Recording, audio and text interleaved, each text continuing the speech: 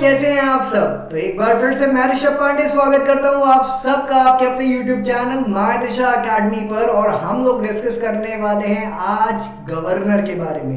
Governor जिनको हम लोग प्यार से महामहिम कहते हैं, और महामहिम की भूमिका राज्यों में बहुत ज़्यादा इम्पोर्टेंट हो जाती है जब बात होती है केंद्र के रिप्रेजेंटेटिव के तौर पर और एक नॉमिनल हेड के तौर पर। तो आज हम लोग जानेंगे कि ऐसी क्या चीज़ें हैं जिसकी वजह से ये हमारे लिए आज के टॉपिक बन रहे हैं। तो सबसे पहले मैं बताना चाहता हूं कि अभी अगर आपने केरला में हो रहे घमासान को सुना होगा तो ये ज़रूर जानकारी मिली होगी कि केरला के जो गवर्नर हैं आरिफ मोहम्मद खान, उनकी थोड़ी सी टसल चल रही है वहाँ की पार्टी के साथ, रूलिंग पार्टी। तो आरिफ मोहम्मद खान और रूलिंग पार्टी की टसल के बीच ये मुद्दा कि गवर्नर के पार गवर्नर और इनसे जितने भी जुड़े हुए फैक्ट्स हैं ना वो सारे हो गए हैं हाईलाइट। तो उसको मैं कवर कर रहा हूँ दो पार्ट में। पहला पार्ट आज आपके सामने है जिसमें गवर्नर से जुड़े हुए सारे फैक्ट्स बताऊंगा। दूसरे पार्ट में मैं आपके लिए पार लेकर आऊंगा, क्योंकि भाई महामहिम है, कोई छोटी मोटी चीज नहीं। ठीक है, अब जब इंट्रो की हम बात करते हैं महामहिम के, तो एक एक्ट हमको याद आता है, गवर्नमेंट ऑफ इंडिया एक्ट। तो गवर्नमेंट ऑफ इंडिया एक्ट कौन सा, ये भी एक बहुत अच्छा क्वेश्चन बनता है कि गवर्नमेंट ऑफ इंडिया एक्ट की तो आप बात कर रहे हैं, गवर्नमेंट ऑफ इंडिया एक्ट कौन सा। तो 1935 का जो गवर्नमेंट ऑफ इंडिया एक्ट था उसने एक बात मेंशन की थी गवर्नर के बारे में, स्पेशली गवर्नर के बारे में। उसने कहा था गवर्नर जो होगा वो ऑफ द राज, राज मतलब British Raj, by the Raj, by the Raj मतलब ब्रिटिश राज, फिर से एंड फॉर द राज, यानी कि फिर से ब्रिटिश राज। तो ब्रिटिश राज से ही चुना जाएगा, ब्रिटिश राज के द्वारा चुना जाएगा और ब्रिटिश राज के लिए चुना जाएगा। इस पद्धति को ही अगर देखा जाए कुछ हद तक इंटरप्रेट करते हुए संविधान निर्माताओं ने, जो कि हमारी कॉन्स्टिट्यूएंट असेंबली में बैठ के संविधान बना रहे थे, उठा के रख दिया था हमारे संवैधानिक ढांचे में। और शुरुआत में एक डिस्कशन चला था कि भाई ये जो महामहिम है, हमारे गवर्नर हैं, ये इलेक्टेड होंगे या नॉमिनेटेड। तो खैर इसके बारे में तो मैं अभी चर्चा नहीं करूंगा, जैसे जैसे हम लोग सेशन में आगे बढ़ेंगे ये चर्चा भी आपको क्लियर होती जाएगी। आज के इस सेशन में हम कवर करेंगे सबसे पहले इंट्रोडक्शन, फिर अपॉइंटमेंट, फिर ओथ, फिर qualification, then condition of service और tenure of service. Let's start with the session. तो आरिफ मोहम्मद खान साहब जो आपको यहाँ पर दिख रहे हैं, केरला में हो रहा है बवाल, और इसकी वजह से सारी न्यूज़ गवर्नर को लेकर बहुत ज़्यादा हाईलाइटेड है। तो गवर्नर का जिक्र होता है हमारे पार्ट 6 में। ये पार्ट 6 हमारा स्टेट को लेकर डील करता है, स्टेट लेजिस्लेचर, एग्जीक्यूटिव या जुडिशरी, कभी भी आप जाओगे आप पार्ट 6 में पाओगे।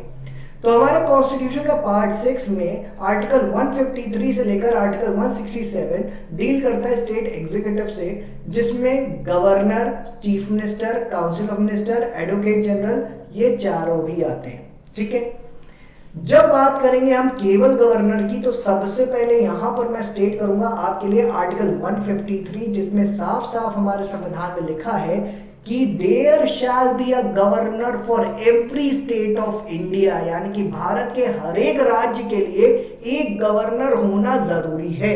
और इस बात को आप अपने दिमाग में बैठा लीजिए। क्यों होना जरूरी है? क्योंकि जैसे हमारे देश में प्रेसिडेंट होता है और वो एक नॉमिनल हेड होता है। नॉमिनल का मतलब या तो टाइटल दे दिया गया कि भाई हमारे राष्ट्रपति हैं, कॉन्स्टिट्यूशनली ये सबसे बड़ा पद रखते हैं, लेकिन एज सच उनके पास कोई पावर नहीं है। उसी तरह गवर्नर को राज्यों में भी रखा जाता है कि जिनको भी एक कॉन्स्टिट्यूशनल हेड के तौर पर हम जानते हैं, लेकिन एज सच उनके पास कोई खास ठोस पावर नहीं होती। दूसरी बात, ये चीफ एग्जीक्यूटिव हेड तो होते ही हैं स्टेट में, इसके साथ साथ इनका एक और टास्क होता है, ये रिप्रेजेंटेटिव ऑफ सेंट्रल गवर्नमेंट की तरह काम करते हैं, यानी कि एक एजेंट की तरह काम करते हैं किसके, सेंट्रल गवर्नमेंट के। इसीलिए इनको कहा जाता है कि डुअल कैपेसिटी या डुअल रोल में काम करते हैं। तो गवर्नर को हमेशा याद रखना कि डुअल कैपेसिटी या डुअल रोल में काम करते हैं, और जिसकी वजह से इन पर आरोप भी लगते रहते हैं, रबर स्टैम्प, पपेट और बायसनेस, बहुत सारी चीजें चलती हैं जब इनके ऊपर डिबेट्स आते हैं। अब क्या भारत में ऑफिस ऑफ वाइस गवर्नर भी है?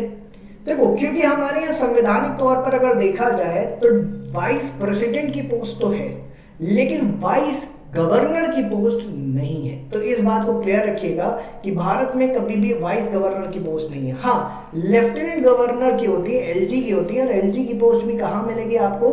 एलजी की पोस्ट मिलती है आपको यूटीज में, ऐसे यूटी जहां पर कुछ बड़ी कॉन्स्टिट्यूएंसीज देखी जाती हैं, जैसे कि हमने जम्मू एंड कश्मीर, उसके बाद दिल्ली, दिल्ली के बाद पुडुचेरी, पुडुचेरी के अलावा अगर हम देखें लद्दाख, तो ये सब हैं जहां पर एलजी मिलते हैं, लेफ्टिनेंट गवर्नर। बाकी जगह चीफ कमिश्नर बैठे हुए हैं।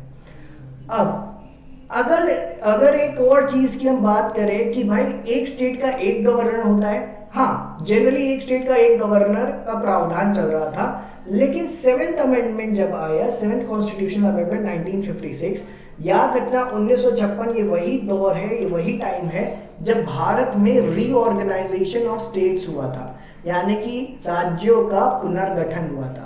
तो रीऑर्गेनाइजेशन ऑफ स्टेट्स के दौरान जब नंबर ऑफ स्टेट्स बढ़ गई, तो उसी के साथ एक प्रावधान ये भी ला दिया गया कि हाँ भाई ये तो मान रहे हैं कि हर स्टेट का गवर्नर होना चाहिए, आर्टिकल 153 कहता है, लेकिन जरूरी नहीं कि वो गवर्नर एक ही स्टेट को संभाले। कभी कभी ये भी हो सकता है कि एक ही पर्सन दो अलग अलग स्टेट्स को संभाल रहा हो, यानी कि एक आदमी के ऊपर दो जगह के गवर्नर होने का पदभार हो, तो ऐसा हो सकता है।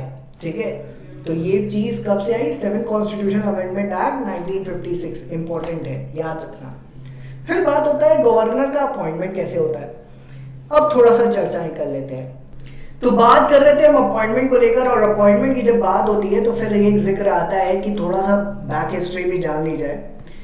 जब अपॉइंटमेंट के लेकर हम चर्चाएं करते हैं कि इनको कैसे अपॉइंट करना चाहिए, डायरेक्टली इलेक्टेड होने चाहिए, इनडायरेक्टली इलेक्टेड होने चाहिए, इलेक्टेड होने चाहिए, नॉमिनेटेड होने चाहिए, तो मैं थोड़ा सा बैकड्रॉप में अगर जाता हूं तो मैं आपको एक बात बताऊंगा कि कॉन्स्टिट्यूएंट असेंबली में कुछ पक्ष ऐसे थे जो डिबेट लेकर आए कि इनको इलेक्टेड होना चाहिए, जिसमें से बीजी खेर, मैं नाम भी लिख दे रहा हूँ, बीजी खेर साहब, इनके साथ साथ KN काटजू, बीजी खेर, KN काटजू और P सुब्बरायन। ये तीन शख्स ऐसे थे जो हमेशा से कह रहे थे कि अपॉइंटेड होने चाहिए, सॉरी ये इलेक्टेड होने चाहिए, लेकिन इनके खिलाफ जो लोग खड़े थे उनका कहना था कि अगर इनको आपने इलेक्टेड बना दिया तो चीफ मिनिस्टर भी इलेक्ट होके आएगा, ये भी इलेक्ट होके आएंगे, तो कंट्रोवर्शियल नहीं हो जाएगा।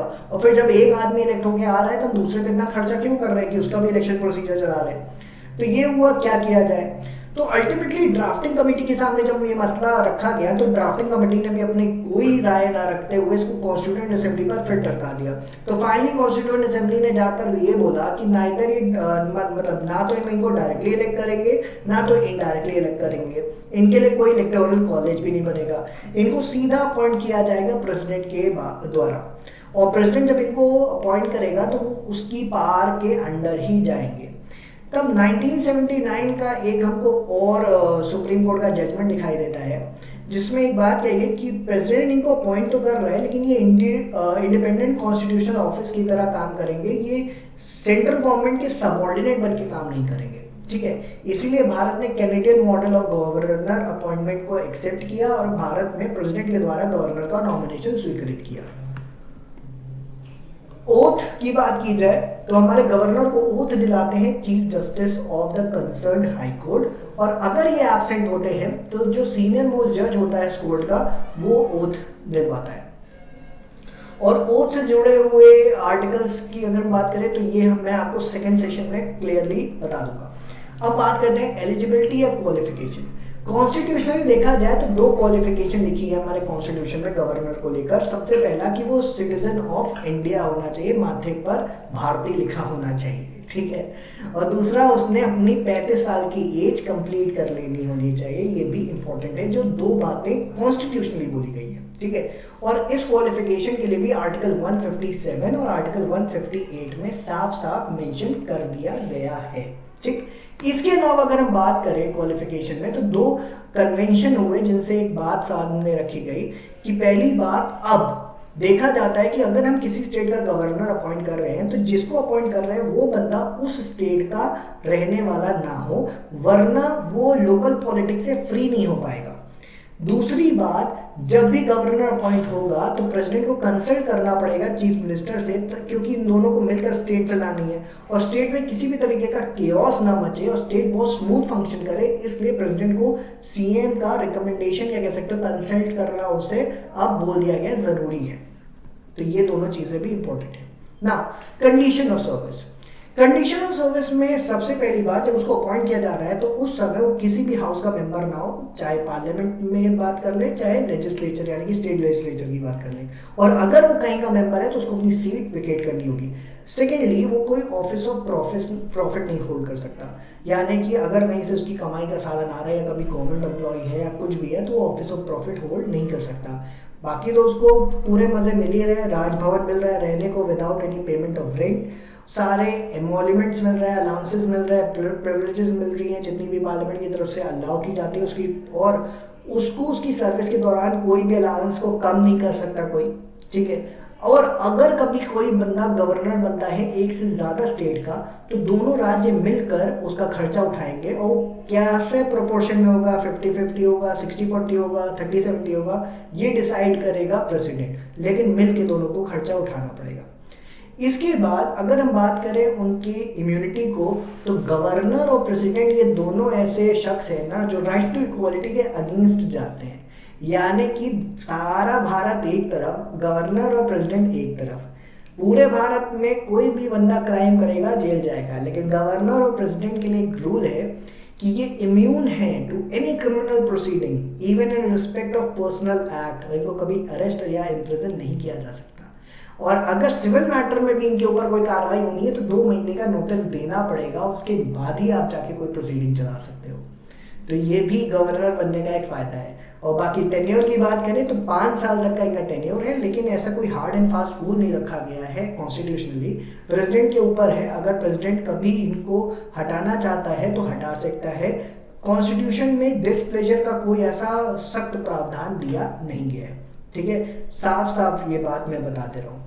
ऑलराइट ना, इसी बात को लेकर कभी क्या चर्चाएं नहीं हुई हैं। सुप्रीम कोर्ट ने 2010 के अपने एक स्टेटमेंट में साफ साफ रखा कि governor can not be change in an arbitrary और capricious manner with the change of power. मतलब सपोज करो भाजपा की सरकार है, उसने अपने गवर्नर बिठाया, कल को कांग्रेस की आ जाए, कांग्रेस की सरकार आते ही भाजपा द्वारा बैठाए गए जितने गवर्नर हैं सबको हटाना शुरू कर दे, तो ये कोई सही तरीका नहीं है और करा भी नहीं जा सकता, ठीक है। तो 5 जज कॉन्स्टिट्यूशन बेंच जिसको हेड कर रहे थे चीफ जस्टिस के.जी. बालाकृष्णन, उन्होंने कहा governor can be replaced only under compelling reason for proven misconduct और इरेगुलरिटी, उसके अलावा कोई और रीजन नहीं हो सकता। Last but not the least एक बात और बताना चाहेंगे, अगर गवर्नर कभी रिजाइन करता है तो वो रेजिग्नेशन लेटर अपना प्रेसिडेंट को देगा, भले ही उसको वो chief justice of concern high court ने दिलाई, लेकिन रेजिग्नेशन वो प्रेसिडेंट को देगा। प्रेसिडेंट क्या कर सकता है, प्रेसिडेंट ट्रांसफर कर सकता है किसी गवर्नर को एक स्टेट से दूसरी स्टेट, या हो सकता है उसको एक से ज़्यादा स्टेट भी दे दे, कभी कभी रीअपॉइंटमेंट भी कर देता है सेम स्टेट या किसी और स्टेट में प्रेसिडेंट, तो ऐसा भी होता है। क्लियर।